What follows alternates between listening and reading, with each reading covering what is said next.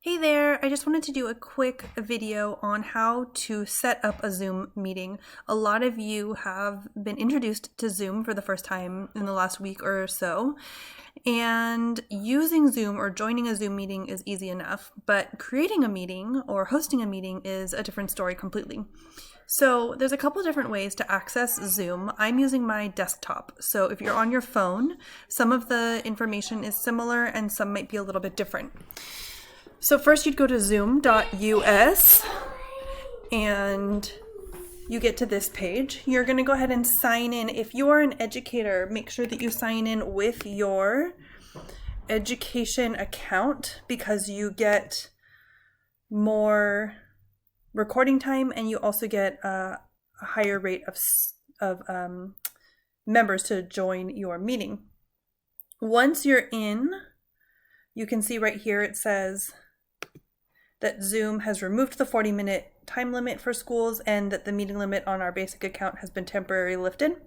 That's for educators specifically. So from here, you can schedule a meeting right up here, or you can schedule it here, or you can go to meetings, schedule a meeting. Lots of different ways to get there. If you're hosting a meeting right this minute, you can just host a meeting with video on, and I'll tell you how to share that in just a moment. If you're scheduling a meeting, you'll click on schedule your meeting. You'll fill out the following information. You don't need to require a password and you can just generate automatically. And then when you get down to the bottom, just a couple of tips here. I like to say that the video starts being on for the participant and the host. And I also prefer that people can join the meeting before me in case something happens, they don't get kicked out, they're able to join the meeting and wait for me to join. I also like to mute participants upon entry. What that means is that when people join the meeting, it doesn't automatically start sounding all of their background noise. So it allows people as they join to unmute themselves. And lastly, you can enable waiting room if you'd like to. It just means that you might have people waiting that you would have to invite in. I think it's an extra step that when you're first new to Zoom is a little too much information. And then you're going to go ahead and save. So I'll just create a fake meeting really quickly. Save. From here, you can add people in many different ways. Probably the easiest way is to just click copy the invitation and then you can either text it or email it, or you can share it on Facebook or however you would like to share that meeting. Just a quick note, if you are texting the information, then all you have to do is send people the meeting ID, which is right here. Okay, so that's really all that's needed in order for people to join your meeting is that meeting ID. If you are just hosting a meeting right this minute, you would just click with video on. It's going to go ahead and open like this, and it'll bring you into Zoom. And here I am.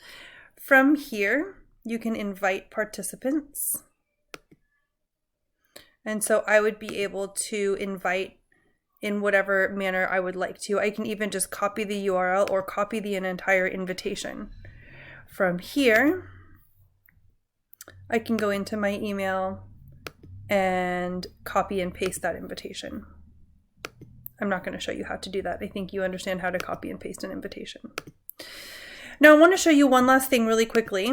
Let me just cancel this meeting because it's currently recording me. Nobody wants to see that. Right, so when you leave a meeting, you leave the meeting, but you're going to end the meeting for all.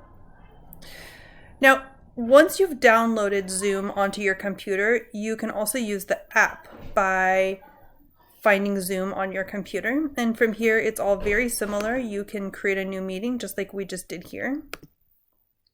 Or you can schedule just as we did before. Same exact questions, same exact information.